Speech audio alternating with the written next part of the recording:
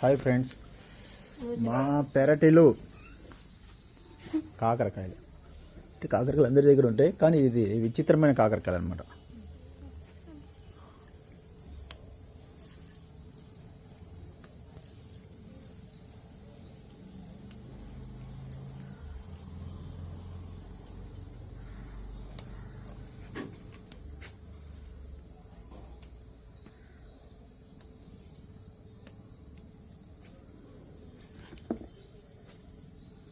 Today కనీసం ఒక 2 కేజీలు కాకరకాయలు దాకా రావచ్చు. ఇది మనం ఈ విత్తనం స్పెషల్గా తెప్పించాం దీన్ని.